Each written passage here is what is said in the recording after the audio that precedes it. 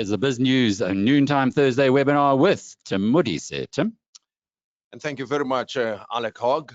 Well, here we are, South Africa, once again going through a difficult time. Today, we wake up to serious load shedding to the extent that one of our guests, Judith February, is not even able to join us via webinar, but will be joining us via telephone line. She's governance specialist with the Institute of Security Studies and also columnist. And Daniel Silke is the political economy analyst, director, political futures consultancy, futurist, commentator on South African politics. And we hope to be joined by Professor Tinyiko Maluleke of the University of Pretoria later on in this webinar. And who knows, it might have something to do with what we did not anticipate when we put this discussion together. Now, I've invited the panelists to discuss the politics of the ANC. Most recently, the dominant topic within the governing party is all about corruption. Who's less corrupt? What steps to take? There's even new lexicon that's appearing, talks about stepping aside and leave of absence. Hopefully, we'll make meaning of that. But the reality is the daily lives of South Africans are now focused on job losses. People are more concerned about their own health as a result of COVID-19, but then their attention has focused most recently on corruption as a result of the ANC's NEC meeting of this past week. And as if things could not get any worse, and we are now in the middle of load shedding. So I invited Daniel Silke and Judith February to discuss these issues with me. And as I said, I hope Professor Tinyiko Maluleke joins us later on. Daniel, good morning. Welcome to you. And Judith, welcome from Cape Town, as well as to our attendees. Thank you for joining us. Thank you very much. Well, Daniel, let me start with you. I mean, this past week, you know, I'm not sure if it's the problem of the media or it's generally the way things go. The main focus seemed to be the exchange of letters between the leadership of the ANC, the president of the country and president of the ANC, Cyril Ramaphosa, to a large extent, I would suggest displacing the main topics that South Africa should be focused on. The focus was on what is the NEC going to do about corruption? What did you read about the developments leading to the ANC-NEC meeting this past week? Tim, thanks very much for having me. Look, I think, I think many of us have been thinking for some time that as we move closer to the pending trial of former President Jacob Zuma, there was bound to be an increase in tension within the ANC. This was now separate to the issue of the COVID corruption. So, putting that aside for the moment, I think that the trial of Jacob Zuma, which is a very important litmus test to me, in the broader episode of our post-1994 democracy, is certainly stirring many feelings, ill feelings, contrary views within the ANC. And I think the underlying tensions as a result of that pending that piece of legal theatrics that we perhaps will see in the next few months or so is contributing to this. But it's all been exacerbated, of course, by COVID-19, and it's all been exacerbated by the graft and corruption that's occurred under the last 9 months of COVID-19. And I think that we are simply seeing the effects. I have always said, the weakness within any country in the world, when you have a weak foundation, when you have weak ethics in governance, when you have a weak political party in terms of the management of its own internal affairs, COVID-19 simply puts this all on steroids. It exacerbates all the problems that we have. And I think that's really the outcome that we've seen. So it's a combination of factors here, Tim. But clearly for me, this is an attempt to, at least from Jacob Zuma's point of view, undermine the workings of the ANC under President Ramaphosa, which I think he rather unsuccessfully failed in the course of the last week. And I think the NEC committee will be remembered more for dismissing the Jacob Zuma letter rather than perhaps really tackling the issue of corruption, which we'll have to wait and see whether that comes to fruition. And Judith, what did you think of all the exchange of letters in the lead up to the ANC-NEC this past week, and the focus being on corruption, and obviously, as Daniel says, highlighted by the fact that the PPE scandal? But Beyond that scandal, I mean, there are the main things that we're experiencing today. You are experiencing it, load shedding, and there are many Yes. other big topics that we will get to in a moment. But let's talk about the NEC meeting in the first place. Thanks, Tim. Well, I thought that the exchange of letters, well, firstly, in as much as it was an exchange, President Ramaphosa's letter, I think, was welcome. Initially, I must say, when I heard about the letter and I sort of scanned through it, I had tweeted and said, who is going to read this? Because, you know, it's long and it's quite detailed, and one wonders about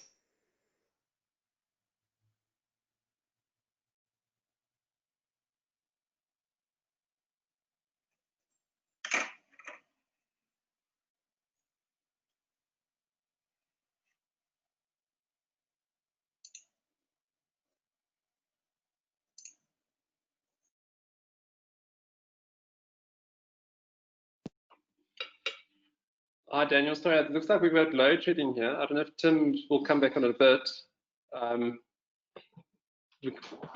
There we go. Power's back. Can you hear me, Daniel?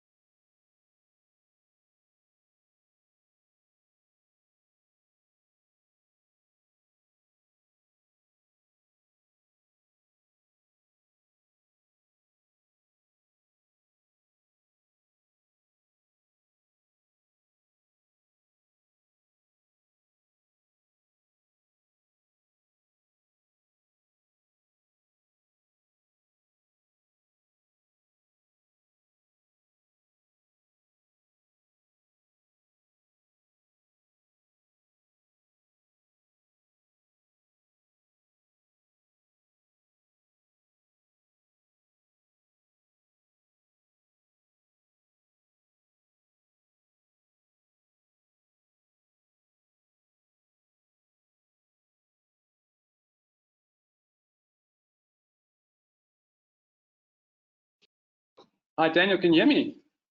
Yeah, I can hear you. I'm not sure what happened. No, sorry. We just got load shed. I'm just trying to get Tim back online, and apologies to all the listeners. So, I'm just not sure where we were with the discussion. I'll get Tim and Judith back on as soon as possible. I think I've got a few questions. We try to pick up on those so long. Yeah, absolutely. Cool. Just from Christo Mans, he says, to what extent do you plan for load shedding to, oh, sorry, that's for us, to enable a smooth webinar running still? I think it's almost like we've gone from COVID to Eskom again. It's just non-stop. Here's one from Paul Hoffman, who we know quite well. He says, the NEC has called for a permanent standalone anti-corruption agency. How to guarantee its permanence, unlike the Scorpions, is the burning question. Is there any other way of doing so apart from the establishment of a new Chapter 9 institution to house the agency? Paul, the answer to that is I simply don't know. I'm not convinced that the existing Integrity Commission is going to have all its aspects in place in order to deal with the myriad of issues. When you look at the broader issue of the inability, or at least the the delays for the NPA to address some of the related issues, to expect the Integrity Commission itself to have even remotely similar teeth, of course, is somewhat naive, and that Integrity Commission has already called for a beefing up of its own internal workings. So I do think that the fundamental issue to me is really whether that's the answer to the ANC's questions in terms of rectifying the ship of rot and corruption, or whether we do need some sort of alternative here. And I myself would rather see allegations of corrupt activity work its way through the courts, through our legal system, because I'm just fundamentally skeptical about an internal party process that firstly can be manipulated and secondly can be obfuscated. And we've seen many within the ANC, particularly former President Zuma, obfuscate his own position over the course of many years.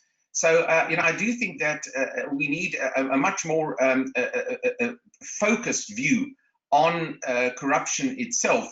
And I'm not sure whether a political party, particularly one under extreme pressure on this issue, can be both referee and jury on these matters.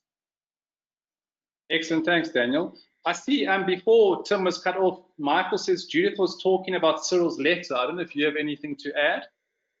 Yes, I'll just add quickly that I heard the little first part of Judith, and I do agree it was a very important letter. I think it really signified the extreme brand damage that had been done to the ANC in recent weeks and months. It does look to me as though what's hitting home in the ANC now is the skepticism from many sectors of the public, even those who had supported the ANC, and particularly those who supported Cyril Ramaphosa, perhaps more so than supported the brand of the ANC. I think the inability to really get to grips with corruption is starting to have a demoralizing effect on segments of the South African electorate. And I'm a great believer, I might be somewhat cynical in my old age, but I'm a great believer that the ANC only really reacts when it starts to see its brand damage, and when that brand damage could lead to poorer results when it comes to polling. And we have a local election scheduled for sometime before the middle of next year. And I think that's what's really the key issue here. Ethics aside, and it's an important issue, but when you are facing the possibility of a decline in voter support, you have very vulnerable majorities or non-existent majorities in some of the large metros, particularly in Gauteng. You're faced with a new political actor like Mr. Mashaba's new political party.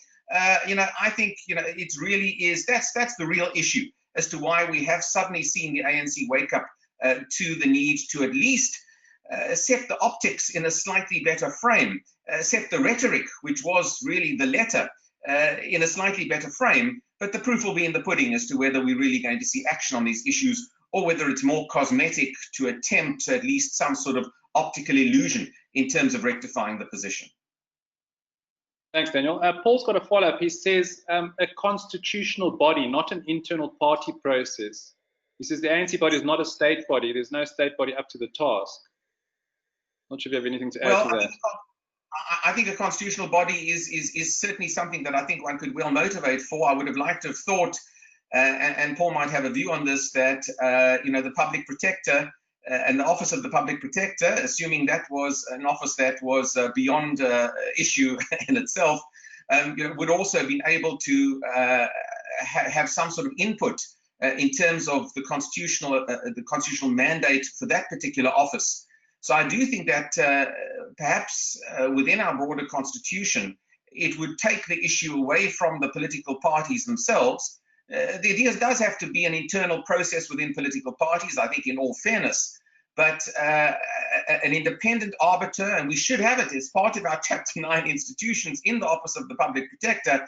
Frankly, the Public Protector should be protecting the public from the misspending of taxpayers' monies, and ultimately, that's what many of these allegations are around. Lovely, thanks, Daniel. Just on the Cyril's letter, there's a question. Do you think the letters increased or decreased Cyril's popularity within the party itself? Yeah, it's a good question. My short-term view is that there are many within the ANC that want to at least see the president lead. And I think there has been frustration that he has either been slow in leading or reluctant, or perhaps his style of governance has been more consensual than adversarial. And I think for many within the ANC, and one mustn't just assume that there's a complete rot. I think there are many who are very upset within the party as to the decline in ethics in governance. They are quite happy with this move from Ramaphosa. They see this certainly as some sort of line in the sand that has been drawn. And on that basis, I do think that Ramaphosa's position, broadly speaking, has been enhanced. But to me, the issue really is, it's one thing to write an extensive letter with any number of bullet points. It's another thing to act on all of these issues. And unless Ramaphosa is able to drive this process over the next few months, it's going to ultimately upend any kind of temporary relief for him. If by Christmas, for argument's sake, we still don't have any major prosecutions or suspensions, whatever you want to have. Sorry, okay, so you're there. Good. Will again be a focus of attention. So time is of the essence for Ramaphosa to capitalize on what has been a relatively strong moment for him as a result of the letter. Lovely, thanks. And I see Tim's back. Tim, back to you. Well, thanks very much for that, Stuart. And we continue and pick up from where we left off. And let me go straight back to you, Judith. The question was about the factionalism. And you were saying when we lost you that you think that the approach by President Ramaphosa was to some extent the right one to go out with the letter, and you think somehow it may have made a difference. But tell me more. Thanks, Tim. What I was saying was that I think that, that President Ramaphosa was within his rights to write the letter to the members of the ANC. Of course, the letter is only a letter unless if it's followed up with concrete action. What I thought was interesting was the very clear wording that there was in the letter, the 11 steps that needed to be taken regarding corruption. And he was reminding the party of the Nasrec resolutions, which in fact were adopted. But also the language was quite stark when he talked about the ANC standing as accused number one in the court of public opinion. And perhaps it was those words that particularly irked former President Jacob Zuma.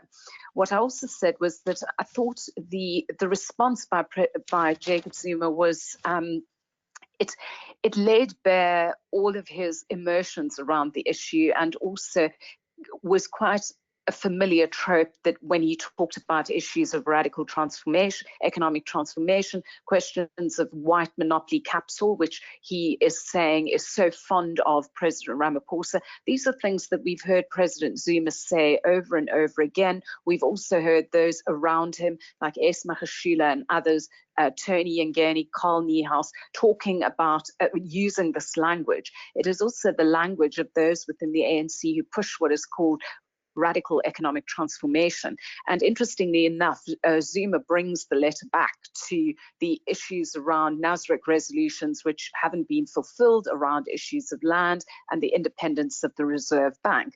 But above all, the letter, for me, it shows somebody who is diminished, somebody who yet again is wanting to use the status of the victim and sort of saying, I've taken all of this upon myself and I am fighting alone in my corner. And I think that President Ramaphosa did the right thing by not giving the letter too much play. And what was I think not helpful was the media speculation, but I suppose it can't be helped, around the weekend around the NEC and also the narrative of winners and losers.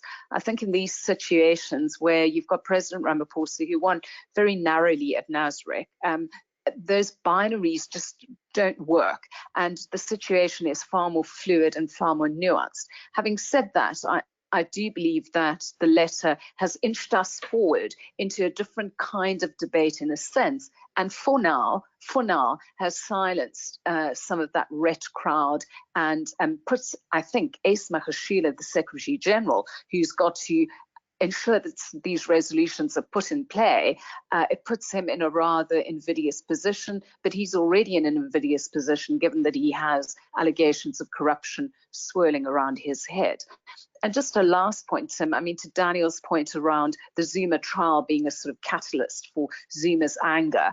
There was an interesting interview being done with Hermie on Cronje, the Special Investigative Unit Directorate, and she was talking about prosecutions, high-level prosecutions coming in September. And I have no doubt that those individuals in the ANC who may be implicated are watching that timeline rather nervously. All right, thanks very much, Judith. And once again, let me apologize to the attendees for the power interruption that we had earlier on. We're back on generator as we speak. But now, Daniel, we are in a situation in South Africa at the moment, right? And one wonders whether South Africa can afford what may seem like an indulgence on the part of the ANC leaders at this time from the point of view of an ordinary South African. Concerns about the PPE scandal, for instance, the ongoing corruption issues, the economic fallout as a result of the lockdown restrictions, people losing jobs, and the experience that we are having this morning with load shedding, that one would have thought that those should be the dominant topics for discussion within the ANC NEC. Well, let me just say, Tim, that we are, and I've said it, and I apologize if I repeat myself, but I think what's critical here is the issue of the ANC's control over the electorate and the predominance that it does still have in the body politic of South Africa. And I think that's why this is a moment in which, at the very least, we are potentially staring down some relatively high-level prosecutions. Just to Judith's last point, it needs, from a timing point of view, to happen very rapidly, because you do not want a position of internal ANC angst and infighting on the issue of prosecutions dragging into next year and dragging closer towards the local government election. So something has to happen quite quickly. On the broader issues, I do think that the issue of corruption is intricately linked with the economy of South Africa as well. Remember that we've just taken a very large loan from some of our worst, I suppose, ideological enemies in the World Bank and related to the IMF, something the ANC have never really wanted to do before. And I think there's now an understanding, the penny has dropped, frankly, within government, that we have rapidly run out of cash. Our debt to GDP is looking at record levels, certainly in the post-94 environment. And unless we clean up our act domestically from a political point of view, or at least make some progress towards that, it's going to be a lot more difficult in future to go to the lending agencies with the similar limited conditionalities that we've had up until now. So the future rescue of South Africa from a financial point of view is also predicated upon the current issues of ethics and governance within South Africa. And I see these issues as quite intricately linked. The PPE scandal is not just a sort of a narrow ANC issue for me. It's an issue, more broadly speaking, about taking this economy forward and presenting a credible picture to the outside world, to both foreign and domestic investors, and for that matter, to agencies and international agencies that might well have to bail us out in 2, 3, 4, 5 years' time if we don't get our own domestic economic policy right. And so, in a sense, I do think that these issues are addressing some of the most major fundamental issues within the country, although you've got to connect the dots, I suppose, to see that. Well, let me also bring in Professor Tinyiko Maluleke, who is an academic and a columnist with the Sunday Independent Political Analyst as well. Professor Tinyiko Maluleke, welcome. And you might have followed parts of what we were saying or discussing earlier on. I hope you can hear me. Yes, Tim, I can hear you. I managed to catch the utterances of the last colleague who has been talking about the link between the current corruption scandals and the future prospects economically of the country, that the two are related. I couldn't agree more. I just don't know that the penny has really dropped with government. I sometimes get the sense that the people who are committing corruption couldn't care less about the economic implications of what they do.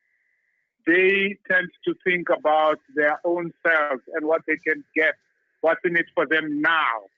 And that's how many, many countries on the continent have gone wrong. When you have a people in government, a leadership that cannot think beyond their own personal needs and their own stomachs, really. And my fear is that we are on the crisp, as it were. We are on the brink between going that route where you have a crop of leaders who really don't care what the economic implications are, as long as they themselves are happy and satisfied. What do you make of this talk coming out of the ANC, NEC, that those who are alleged to be corrupt will be asked to step aside, leave of absence? Those are the words that are being used. Why are they not asked to resign or be dismissed summarily? Yeah, I suppose it's the legal aspect of the stepping aside that they are probably taking care of. You will know that there is a debate about whether even asking a person who has not been charged to step aside is the right thing to do. And here is the evidence that we are not where we ought to be, just in terms of thinking. Because if we're thinking ethically and not merely legally, we would not even be discussing this. People would be asked to resign by the ANC, which has deployed them in the first place.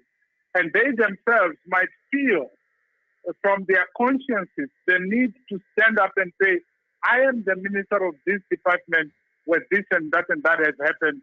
I am the MEC, I am the mayor, and I want to step down out of shame and out of a feeling that I have not done the right thing or have not allowed the right thing to happen under my watch.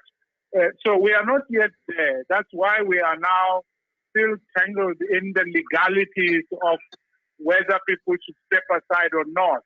And so the ANC under Ramaphosa is trying, but I am not convinced that they understand the nature of the problem as an ethical problem, as a problem of morality, as a problem about the future of this country, as my colleague was saying just before I came on. Well, but you know, an add-on question is that the most recent story around the former mayor of eThekwini, Sandile Kumeda, I mean, she was out of the provincial legislature of KwaZulu-Natal. Then she was sworn in, and then within a few days, she's asked to step aside, and all the conditions that go with her being a member of the provincial legislature have got to be satisfied when she takes leave of absence, meaning that she still has to draw a salary and all of those things. I mean, if she was not there, she would not be stepping aside in the first place, isn't it? And Daniel, you may wade in here. You may come in as well, Judith. Tim, I just want to say, sorry, if I think the problem really for President Ramaphosa is he's still sitting. Yes, go. Can I go ahead? Tim, I mean, oh. Yeah, go ahead, Judith. Sorry, Daniel. Go ahead, Judith.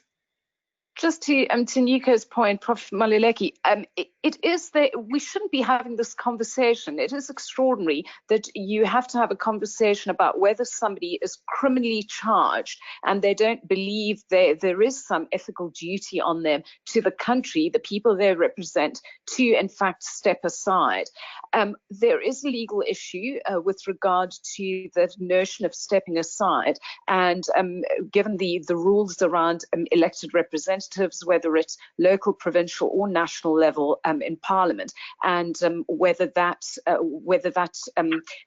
you know what that is allowed. And so I suspect that that's going to be a thorn in the flesh for the ANC. But there is a way in which I think they can get around that, is to around those rules, is to simply say that people who are criminally charged should be expelled from the party if they are found later to be innocent, or so on, they can reapply to be part of the ANC.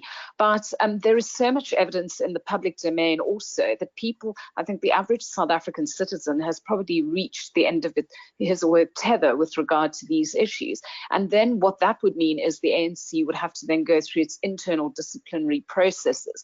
Now, of course, Ace Magashila, Secretary General, is himself very important in terms of that process. And so when you have somebody driving that process who himself has allegations of corruption, serious allegations against him, that creates a real problem.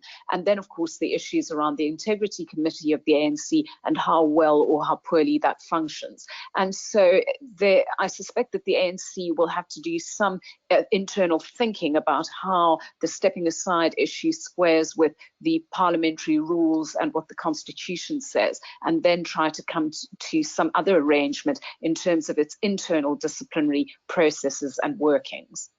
And how has all of this affected the mood in the country? My sense is that South Africans, ordinary, even including members or supporters of the ANC, are very unhappy with the way things are going, especially on the economic front. Daniel, what's your assessment of the way the economy is being managed and the concerns of citizens are being addressed? Tim, I think it's a very serious matter for the ANC and for the brand of the ANC. I've mentioned already that I think this episode has compounded other episodes over the last number of years, and the brand damage is enormous. Now, during, unfortunately, this COVID period, we are unable really to successfully test the support levels of the ANC at local government by-elections. We can normally make some sort of assessment of support levels, but I certainly would argue from anecdotal evidence online that there is an increasing frustration with the corrupt activity within the ANC and the inability of the president himself to put his foot down on the matter. Now, I think the ANC is a lot more vulnerable, certainly from a metro governance point of view today than it was a few years ago. We are simply repeating, in a sense, from a political perspective, in my mind, the latter part of the Jacob Zuma era, where at a local government level, the ANC was punished quite severely in the 2016 local government elections. And I think something similar is possible now, this time around. The saving grace for the ANC politically is that South Africa's opposition parties are currently in a state of disarray or semi-disarray as well, gifting, in a sense, power back to the ANC. But the lack of enthusiasm for the governing party is either going to result in shaved off majorities for the ANC, more coalition governments in local government elections, or a greater number of South Africans staying away from the polls and becoming more disengaged from the political system, which is not good for us. And then, of course, Hamed Mashaba has formed a new party this past week, and he's been going out trying to mobilize support. It looks like a good number of people are in support of his new initiative. Do you think, Professor Tinyiko Maluleke, that Mashaba will make any difference on the political scene? Well, we must wait and see. The problem with Mashaba's politics is that it is based on a pretense that there is neither black nor white in South Africa. They are just South Africans. And that, of course, is not borne out by any evidence. So he comes at it from that angle, which is why he speaks against BEE and proposes nothing in its place or an improvement for it. There are times when I think he sounds a little bit like Donald Trump, and maybe every country has its own Donald Trump, and he might become ours at the moment in the world. So there are aspects of his policies that are jarring. But I do think that he comes into the fray at a time when there is much displeasure with the ruling party. And the DA itself, from which he comes, is in all manner of trouble. And so chances are that he will get some support. I don't know whether it will be enough support to make a huge difference at all. Now, talking about the extreme frustration that is growing in the country, I have a little bit of a concern. I get a sense that South Africans seem to be happy to express their concern on Twitter and on the social media and in opinion pieces like I write from time to time. But I haven't seen people marching, doing the South African thing, demonstrating and putting pressure on government. It could be that the lockdown is part of the reason that has not been happening.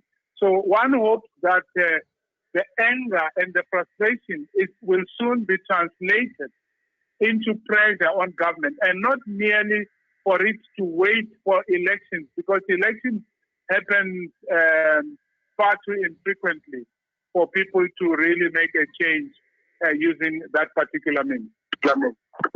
And Judith, your comment? Thanks, Tim. That's interesting around issues of protest. And I do think we tend to look at, and because, as Daniel said, the ANC dominates South African political life in such a major way, we do tend to look at and overanalyze what's happening within the ruling party and what Ramaphosa does, what he doesn't do. But at some point, we also have to look within ourselves as citizens and ask the questions, how much are we prepared to tolerate? It turns out that we were prepared to tolerate almost a decade of state capture under Jacob Zuma and looting. We now have some idea of the truth.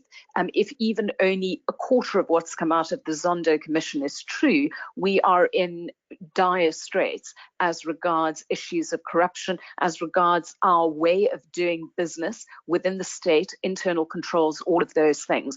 But the higher order question is, what kind of society do we want?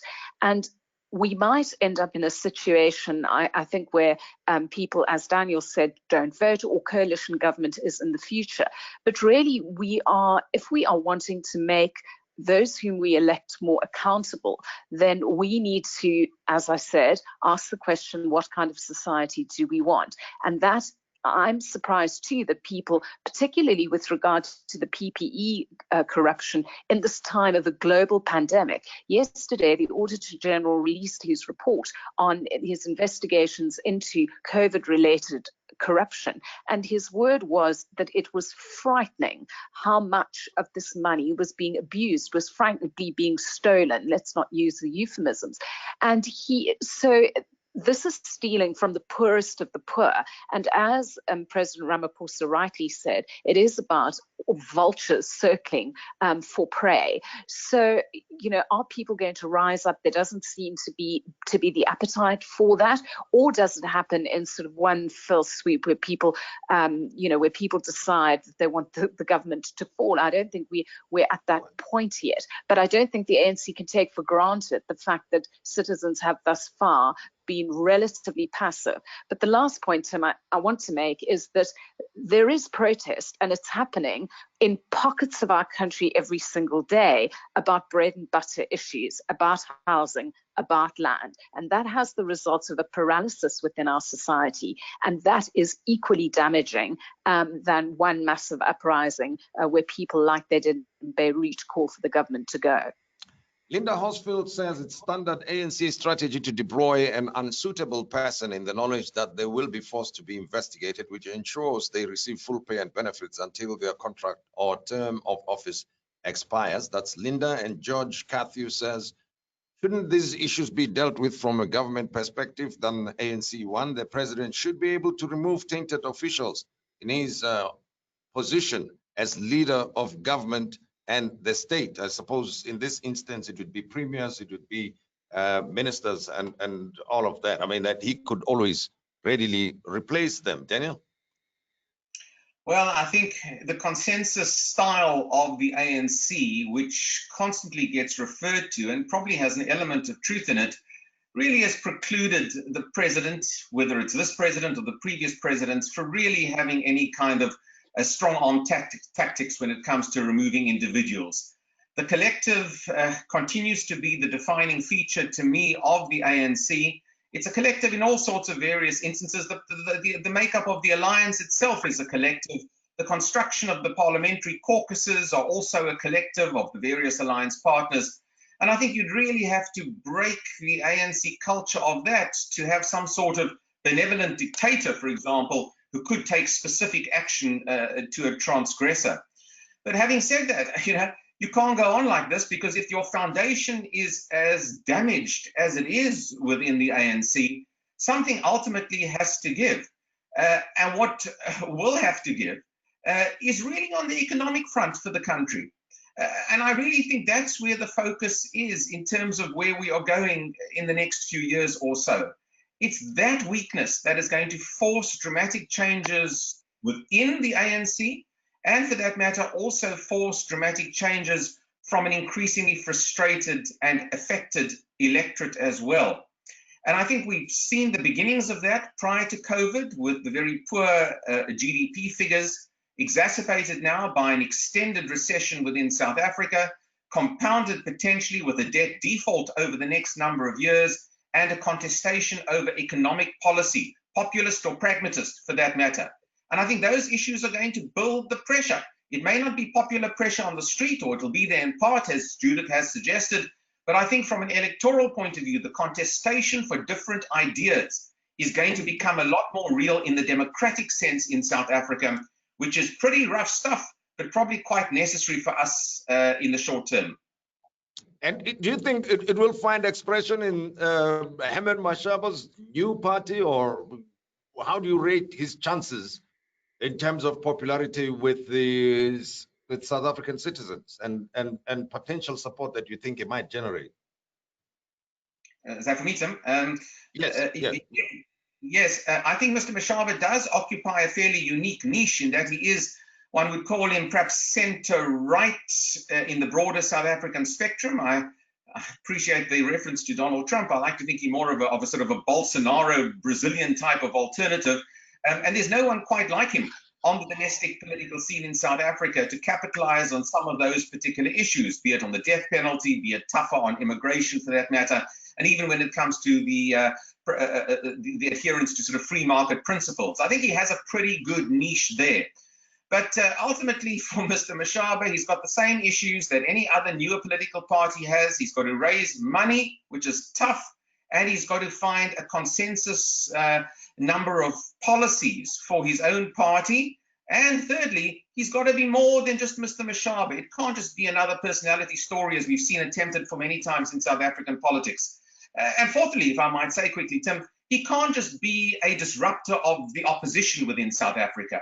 He needs to disrupt ultimately the ANC voter. There's no point in rearranging the deck chairs of a DA voter versus an Action South Africa voter going forward. And I think those are very, very big challenges for Mr. Mashaba, notwithstanding, I think, the mileage that he could actually achieve in South African politics. And Judith, what do you think the views of the, let's say, traditional ANC supporter are when it comes to the economic decline, the job losses, the load shedding that has already interfered with this webinar this morning? And it's just a webinar maybe, but in other situations, I mean, it's a matter of life and death, right? It's about the livelihoods of the people. And of course, you know, against the whole concerns of corruption. In other words, the management of the country's economy. How do you think a typical traditional ANC supporter feels about the way government is managing the country when it comes to the issues that I've outlined? Well, Tim, I think that there is frustration, and we've seen that also in successive Afrobarometer surveys, for instance, around how citizens feel about the most important things, particularly around issues of jobs, job creation. I mean, we are sitting at the record unemployment levels and deepening inequality, and that people are concerned about healthcare, about crime, and they're concerned about educating their children, and about housing. So we know, but jobs usually are at the top of that list, and we know that because of COVID, things are looking a lot worse than they do. So it is, and also we know from successive elections, we know the ANC has been losing support. And interestingly enough, if President Zuma, if one looks at it from the point of view of internal ANC politics, whose face is going to be on the T-shirt at the local government elections next year. The radical economic transformers don't themselves seem to have an obvious candidate to take President Ramaphosa's place. And it was, the last election, which the ANC didn't cover itself in glory in, it was Ramaphosa's face on that T-shirt.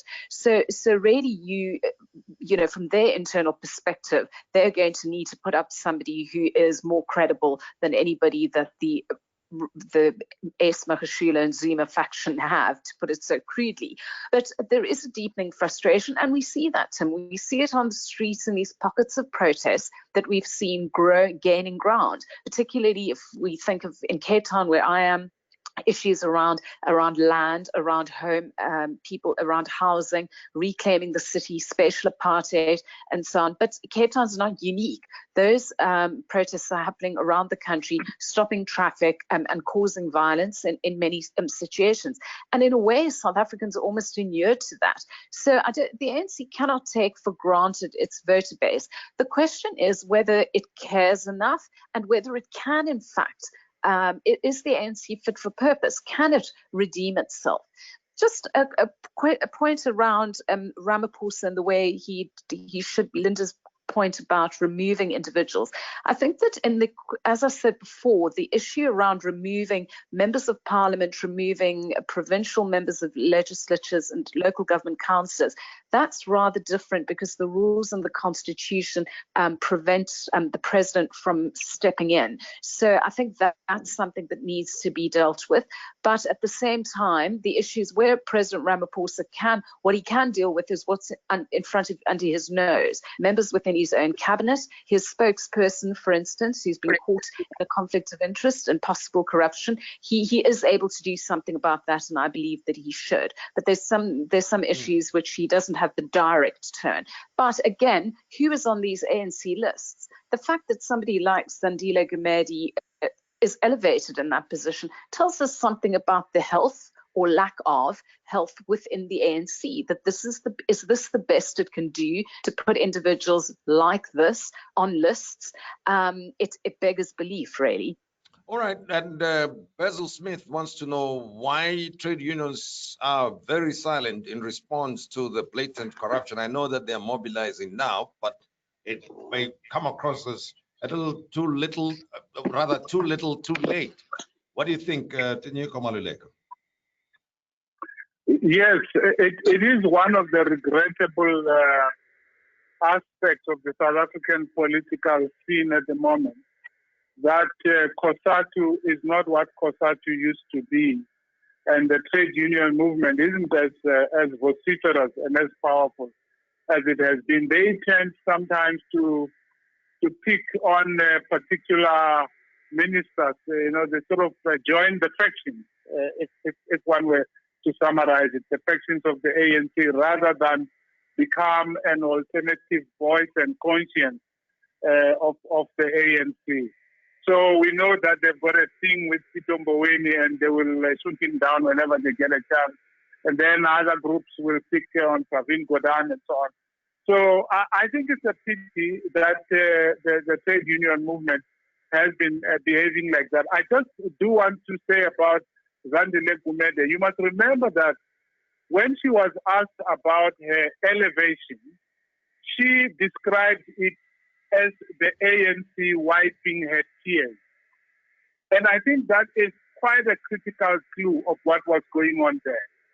She probably expected that she might be asked to step aside again, but her tears are being wiped in that her salary has doubled. And as she waits, she's earning a lot better. So there is method indeed in what is going on at the moment. And as for President Ramaphosa, I think we mustn't forget that he is arguably must be necessarily the weakest president of the ANC, if only because the person, his predecessor, messed up so much that the ANC will not trust a president with as much power as they gave to Jacob Zuma anymore. And so Ramaphosa has to negotiate and navigate and wheel and deal much, much more than the president before him.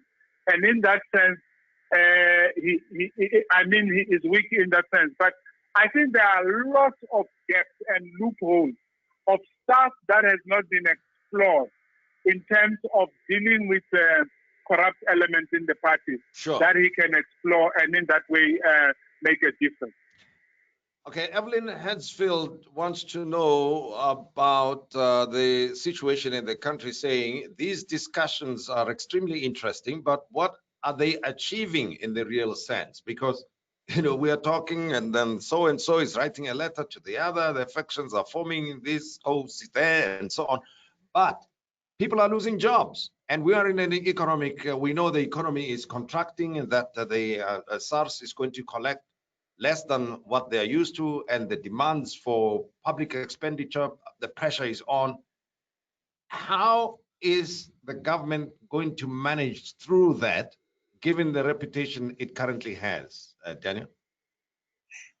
Yeah, wish I had the answer to that. Very, very good question. I think that one of the real predicaments government has been in is understanding the issues relating to economic growth in South Africa and formulating any kind of new economic policy and way forward. Now, there's a contestation of ideas about that within the ANC as well. I've alluded to it before, and I think that's held back also the debate about just what we need to do to increase economic growth. Is it a state-led economic policy that's still coming? Is it going to embrace the private sector to a much greater degree? Are we going to liberalize the regulatory environment, particularly when it comes to energy procurement, which we still haven't done? All of those issues simply cannot find a consensus within the ANC. So there are alternative and contesting views on that. Now, we are promised some sort of consensus view from the ANC imminently on an economic recovery plan. But I'm afraid to say, firstly, we haven't seen it, and I think the question is quite right. We haven't seen it. We should have seen it already. And every day, the jobs ticking bomb becomes even more effective in creating unemployment. And the real question is, will we embrace a much more pragmatic economic policy, or will it fall back to the leadership of the state, the developmental state, and the use of state institutions to try and drive our economy? And if it does, we potentially will find ourselves back in an extremely weak position, simply because the state itself is in such a weak position currently to deliver. So that's the position I'm afraid we're in. And until we get an economic plan that there can be consensus about, I'm afraid we're going to swim along in this sort of limbo situation. I do want to say, and it's in relation to many of the issues we've covered just in the last half an hour, Tim, you know, for me, you know, President Ramaphosa hasn't inherited his ANC. He's inherited the Jacob Zuma ANC from the previous 8 to 10 years or so. He's inherited all of the ANC policy resolutions of the last 10 years, all of the statist, more populist style of economic policy resolutions. And when you've inherited that, and you've inherited a culture of impunity that goes with it, it's very, very difficult to overcome in the short period of time. You need a complete fumigation from the bottom up. And I'm afraid not there, and the short space of time doesn't really make it possible. This could be a fairly long haul of downs and hopefully ups eventually. Well, what about state capacity, Judith? I mean, we can have all the policies we want, but the UIF example of yesterday, the entire leadership management of the UIF has been suspended because they did not do what they were meant to do, and especially after the president raised the expectations and hopes of the unemployed people, whose numbers are growing by millions, we are told, in recent months, right? So I think that reality, the fact that we have such a high unemployment rate that continues to grow on a daily basis, to my mind, that's actually what is going to determine the politics of South Africa in the medium term. But what's your comment? Of course, Tim, and also the high levels of inequality that go with that. The capable state has always been a sort of something to which the ANC has always spoken about. We've got to have a capable state. It's gone through various iterations, the developmental state. We don't have the public service to deliver a developmental state, in my view. And a bloated public service, and we've seen, as you mentioned, the UIF, the grants not being paid to people, Lindiwe Zulu quite casually going, we couldn't get the systems ready. And it was always, this COVID relief was always going to stand and fall on whether the state was going to be able to deliver and be capable in doing what the very basics. The state, if you speak to anyone who's worked in government and people who look at these things at the state and have knowledge firsthand, is that the situation is a lot worse than we think it is, that the state has hollowed out. And this has serious implications for the poor, as you say. And the question is, again, which is an open one, is how long will people be prepared to put up with that? How long? Why is most interaction that one has with the state something of kind of aesthetic and other horror, that it just doesn't deliver what we want? And so President Ramaphosa has got to have that on his list. But Tim, there's a global pandemic, and as Daniel rightly says, there is so much on his plate, and he's dealing with the dysfunctional party. He's also dealing with, as I thought it was extraordinary, that Tito Mboweni, the Minister of Finance, said the vultures are waiting at the door when he referred to the IMF loan. How that money will be used to try and protect us. I mean, we really we're running out of chances here. And so to protect us from further corruption. So the idea that Ramaphosa is going to fix the state so that it is fit for purpose, it's going to be a very long journey. What he's trying to do is trying to fix some of which is broken.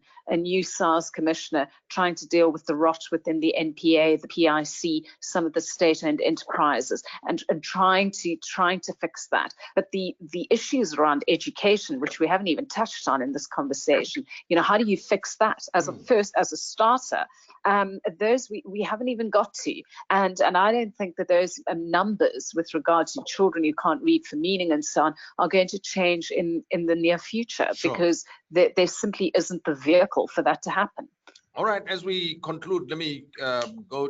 Robert DeVries says South Africa is sick and tired of corruption and in most cases feel helpless.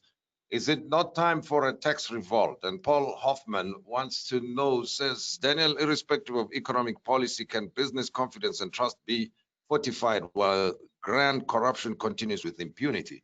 And I go back to, again, the person who's just lost a job and reads and watches television and hears about all this corruption, and they wonder, where the hell are we going to? Very briefly, what is the future of South Africa going to be in the medium to short term, Daniel? And I'll come to you, Tinyiko Maluleke, in a moment. Very briefly. That's not a brief answer, Tim. Look, I never say never, and the future. We cannot determine the future in a few sentences. I think there's every prospect that with some turnaround, certainly in ethics, in governance over the course of the next year, and even some moderate policy tweaks and improvements, we can begin to see a marginally better regime emerge. I think it should be associated with a much more competitive democracy. Nothing will really keep the ANC on its toes like the threat of being removed from office. And a competitive democracy, to me, is absolutely critical going forward. If we can accomplish that in part, those three sort of legs of what I've suggested, I think you can begin some sort of turnaround. I think there's tremendous goodwill in South Africa from a variety of sources. I mean, one gets bogged down with the internal ANC issues, but civil society, the broader business community, the international community, who still have a regard for South Africa despite the waning influence of our transition and the liberation struggle. I think it's there. I don't think it's gone away. I think it's disillusioned, to put it mildly. With a good little bit of leadership, you can actually begin to claw it back And I suppose we are still waiting for that leadership as we pontificate about it. And Professor Maluleke, brief comment from you. Yeah, I think South Africans will become more and more frustrated, and my hope is that one day we will outgrow the ANC. And by that, I don't mean stop voting for the ANC, but stop being fooled by the strategies and tactics of the ANC, where the ANC continues to give us red herrings and we chase them for a while, and then the ANC continues, including this thing of saying Cyril Ramaphosa is different from the ANC, is different from government. We should ditch all of that because this is one and the same thing. And we need to face up as South African citizens to that reality and put pressure on the ANC in all its totality, Ramaphosa, government, and party included. All right, Judith, you want to squeeze in the last word there? Few seconds. Tim, to end on an optimistic note, I think it was Jan Smuts who said in South Africa the worst never happens. So perhaps we should just leave it there and hope that citizens do realize their responsibility in the democracy to hold elected representatives from whichever party to account, that a democracy doesn't work without active citizenship and us all playing our part in that. Thanks very much, Judith February, who is the governance specialist with Institute of Security Studies and also a columnist. Daniel Silke, a political economy analyst, director, political futures consultancy. And thank you for your time, Professor Tinyiko Maluleke, academic and commentator, columnist with the Sunday Independent. Thank you very much for having been with me on this webinar. And apologies again to the attendees. We all are in this situation together of load shedding. Power outages, another big issue, which I think in time is going to actually lead to bigger and more frustrations. This is how we come to the end of the webinar. Have a great day. Thank you.